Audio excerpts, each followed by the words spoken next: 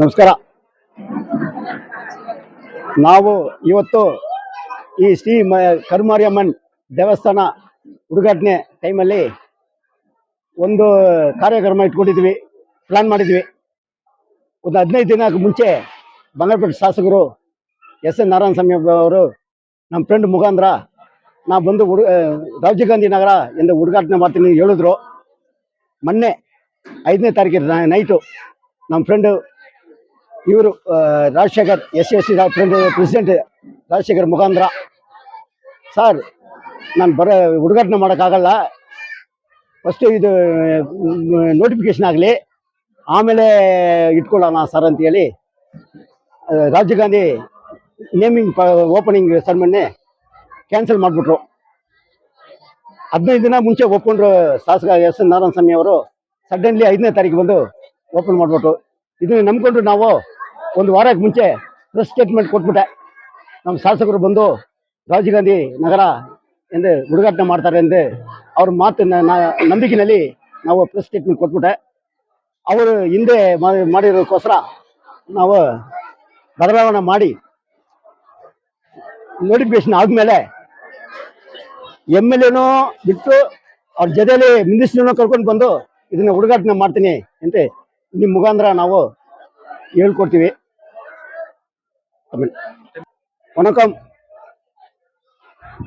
இந்த 8/1 survey number DKLE plantation 8/1 2 3 4 5 9/1 2 4 5 ತರ 26 ಎಕರೆ ನಮ್ಮ ಜಮೀನು. ನಮ್ಮ ತಂದೆ 1943ನಲ್ಲಿ ಪರ್ಚೇಸ್ ಮಾಡಿ ಈ ಜಮೀನಲ್ಲಿ ಕೊಟ್ಕೊಂಡಿದ್ರು. ನಮ್ಮ ತಂದೆ 26 ಎಕರೆನಲ್ಲಿ ವ್ಯವಸಾಯ ಮಾಡಿ ನಮ್ಮ ಮಕ್ಕಳು, ನಾವು 7 ಜನ ಗಂಡು ಮಕ್ಕಳು, 4 ಜನ ಹೆಣ್ಮಕ್ಳು ನಮ್ಮನ್ನೆಲ್ಲ ಕಾಪಾಡಿದ್ರು. ನಮ್ಮಪ್ಪ BJML ಫೋರ್ಮನ್ ಆಗಿ ಕೆಲಸ ಮಾಡಿ ಆ ಟೈಮಲ್ಲಿ ಮಾಡಿ ನಮ್ಮನ್ನೆಲ್ಲ ಈ ಕಷ್ಟಪಟ್ಟು ಮಾಡಿದ್ರು. ಕೊನೆಯಲ್ಲಿ ನಮ್ಮಪ್ಪ 1976 ರಿಟೈರ್ಡ್ ಆಗ್ಬಿಟ್ರು. ಆಮೇಲೆ ನಮ್ಮಪ್ಪ ಒಂದು ಅವ್ರು ತಿರ್ಗಾ ಇಲ್ಲಿ ಭಾರತ್ ನಗರ್ ಬರುತ್ತಂತೆ ಯಾರಿಗೂ ಗೊತ್ತಿಲ್ಲ. ಆ ಟೈಮಲ್ಲಿ ನಮ್ಮಪ್ಪ ಬಂದು 5,000 10,000ಕ್ಕೆಲ್ಲ ಒಂದೊಂದು ಎಕರೆನೇ ಅರ್ಧ ಮಾಡಿಬಿಟ್ರು. ಆ ಟೈಮಲ್ಲಿ ನಮ್ಮ ಕಡೆ ಕೊಂಡ್ಕೊಂಡಿರೋ ಬಾಲಕೃಷ್ಣ ಎಂಬವರು 1 ಎಕರೆ ನಮ್ಮ ಅಣ್ಣ ಗುರುಮೂರ್ತಿ ಮುಖಾಂತರ ಅವರು ಪರ್ಚೇಸ್ ಮಾಡಿಬಿಟ್ರು. ಆ ಟೈಮಲ್ಲಿ ಅವರೇ ಒಂದು ಮನೆ ಕಟ್ಟಿ ಆ ಟೈಮಲ್ಲಿ ಒಂದು ಹೇಳಿದ್ರು, ಲ್ಯಾಂಡ್ಲೈನ್ ಫೋನ್ ತಗೊಂಡ್ರು. ಅದು ಹೆಸರಿನಲ್ಲಿ ರಾಜೀವ್ ಗಾಂಧಿ ನಗರ ಅಂತ ಹೆಸರಿಟ್ಕೊಡು. ಏನು ಸರ್, ಒಂದು ಮನೆಗೆ ಒಂದು ನಗರನ ಎಲ್ಲಿ ಸರ್ ಇಡೋಕ್ಕಾಗತ್ತೆ ಅಂತ ಹೇಳಿ ಅವಾಗ ನಾ ಹೇಳಿದ್ದೆ. ಆಮೇಲೆ ಕೊನೆಯಲ್ಲಿ 40 ವರ್ಷ ಆದಮೇಲೆ ಈಗ ನಾವು ಇಲ್ಲಿ ಸ್ವಂತ ಮನೆ ನಾನು ಕಟ್ಕೊಂಡು ಬಂದ್ಬಿಟ್ಟಿದ್ದೀನಿ.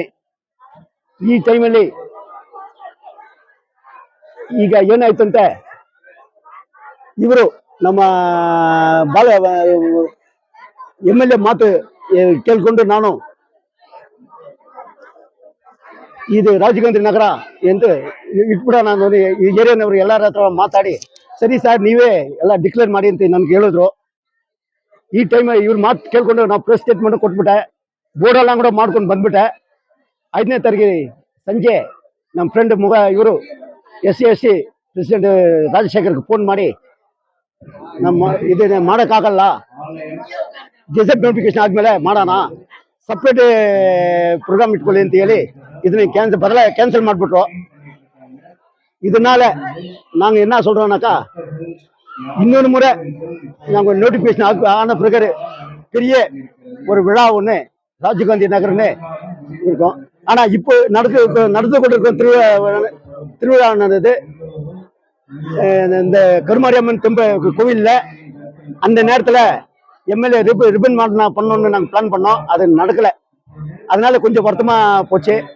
அதனால அடுத்த முறை நோட்டிபிகேஷன் ஆன பிறகு மந்திரி MLA எல்லாரும் கூப்பிட்டு வந்து நான் கண்டிப்பா ஒரு விழா நடத்துவேன் என்று இது மூலம் நான் தெரிவிக்கிறேன். ಬಂದಿರೋ ತನಕ ಎಲ್ಲ ಭಕ್ತರಿಗೆ, ನನ್ನ ಆತ್ಮೀಯ ಅಕ್ಕ ತಂಗಿಯವರಿಗೆ, ನಮ್ಮ ಪ್ರೆಸ್ ಅವರಿಗೆ ಮೊದಲನೇ ಬಾರಿ ನಂದು ನಮಸ್ಕಾರಗಳು. ಇವಾಗ ಸುದ್ದಿ ಏನಂದ್ರೆ, ನಾನು ಮಿಸ್ಟರ್ ಶಿವರಾಜ್ ಅವರು ಕನಿಷ್ಠ 35 ವರ್ಷ ಅಂದ್ರೆ ನಾವು ಒಂದು ಫ್ರೆಂಡು. ಒಂದು ತಾಯಿ ಹೊಟ್ಟೆಯಲ್ಲಿ ಹುಟ್ಟಿಲ್ಲ, ಬಾಕಿ ಎಲ್ಲ ನಾವು ಹೌದೇ. ನಾನು BJML ಕಾರ್ಮಿಕರಾಗಿ, ಇವರ ತಂದೆ ಮುಟ್ಟುಗ ರತ್ನಂ ಅಮರಾವತಿ ಅವರು BJML ಇಲ್ಲಿ ಕಷ್ಟ ಬಿದ್ದು ಅಲ್ಲಿ ಫೋರ್ಮನ್ ಆಗಿ ಇಷ್ಟು ಒಂದು ಮಕ್ಕಳನ್ನ ಕಾಪಾಡಿ ಇಷ್ಟು ಒಂದು ಜಾಗ ತಗೊಂಡ್ರೆ ನನ್ಗೆ ಹೆಮ್ಮೆ ಆಗ್ತೈತೆ. ಯಾಕೆಂದ್ರೆ ಬೀಜಮಲ್ಲಿ ಯಾರು ಇಷ್ಟೊಂದು ಏಕರ್ ಲ್ಯಾಂಡ್ ತಗೊಂಡಿಲ್ಲ. ಎಲ್ಲ ಅವರವ್ರ ಊಟ ಪಾಡಿಗೆ ಕಷ್ಟ, ಮೈನ್ಸಲ್ಲಿ ಕಡಿಮೆ ಸಂಬಳ, ಊಟ ತಿನ್ನಕ್ಕೇನೆ ಕಷ್ಟ. ಆ ಕಾಲದಲ್ಲಿ ಎಜುಕೇಶನ್ ಇಲ್ಲ, ಏನಿಲ್ಲ. ಆ ಪರಿಸ್ಥಿತಿಯಲ್ಲಿ ಮುಟ್ಟುವಿ ರತ್ನಂ ಅಮರಾವತಿ ಅವರು ಮಕ್ಕಳನ್ನ ಕಾಪಾಡಿ ಬಿಟ್ಟು ಇಷ್ಟೊಂದು ಲ್ಯಾಂಡ್ ಮಾಡಿ, ಈ ಲ್ಯಾಂಡ್ ಅಲ್ಲಿ ವ್ಯವಸಾಯ ಮಾಡಿ ಅದನ್ನ ರಾಗಿಯೋ ಅಕ್ಕಿ ಏನೇನ್ ಬೆಳಿತೈತೆ ತಂದು ಮಕ್ಕಳಿಗೆ ಹಾಕಿ ಚೆನ್ನಾಗಿ ಬೆಳೆದಿದ್ದಾರೆ. ಅದು ಬಿಟ್ರೆ ಅವ್ರ ಮಕ್ಕಳನ್ನು ಈಗ ನಮ್ಮ ಅಪ್ಪಾದ ಜಮೀನ್ ಹಿಂಗಾಗಿದೆ, ನಮ್ಮ ಅಪ್ಪ ಹೆಸರೇ ಇಡ್ಬೇಕು ಎಂದು ಒಂದು ಪ್ರಾರ್ಥನೆ ಇದ್ದಿದ್ದು. ಇವತ್ತು ಅನ್ಎಕ್ಸ್ಪೆಕ್ಟೆಡ್ ಏನಾಗಿದೆ ಅಂದ್ರೆ ಈ ಲ್ಯಾಂಡ್ ಜಮೀನ್ ಯಾರು ತಗೊಂಡು ಇದನ್ನ ರಾಜೀವ್ ಗಾಂಧಿ ನಗರ್ ಎಂದು ಇಟ್ಟಿದ್ದಾರೆ. ಅದನ್ನು ಒಂದು ಒಳ್ಳೆ ಇದೆ. ಇವ್ರು ಏನ್ ಹೇಳಿದ್ದಾರೆ ಈಗಂದ್ರೆ ನಾಳೆ ಇಂದು ಒಂದು ದೊಡ್ಡ ನಮ್ಮ ಅಪ್ಪ ಅಮ್ಮ ಯಾವಾಗ ತೀರೋಗ್ಬಿಟ್ರು ಆವತ್ತಿಂದ ನಮ್ಗೆ ಒಂದು ಆಸೆ, ಈ ಏರಿಯಾನಲ್ಲಿ ಈ ಜಮೀನಲ್ಲಿ ನಮ್ಮ ಅಪ್ಪಾದಿ ಇದು ಮಾರ್ಬಿಟ್ಟಿದ್ವಿ. 5,000, 6,000, 4,000 ಬಡವರಿಗೆಲ್ಲ ಕೊಟ್ಟು ಮಾರಿದ್ವಿ. ಇದ್ರೂನು ನಾನ್ ಬಂದು ಇಲ್ಲಿ ಮನೆ ಕಟ್ಟಿ ಇಲ್ಲಿ ವಾಸ ಆಗಿದ್ದೀನಿ.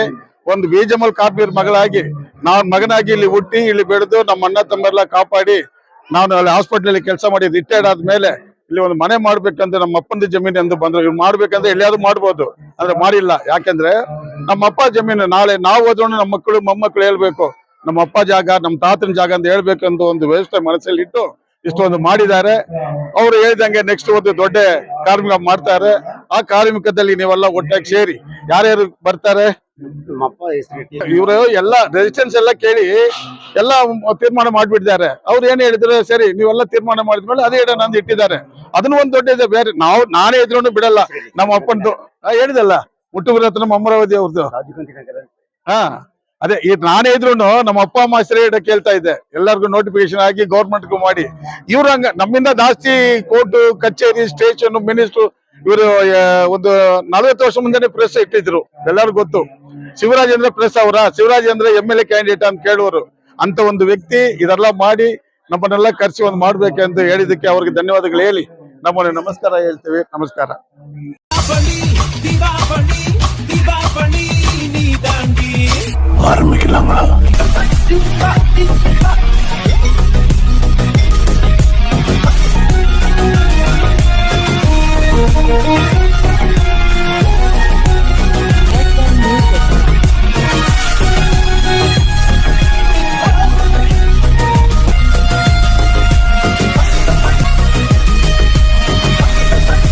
தரம் என்றும் நிரந்தரம், தரம் என்றும் நிரந்தரம், தரம் என்றும் நிரந்தரம்.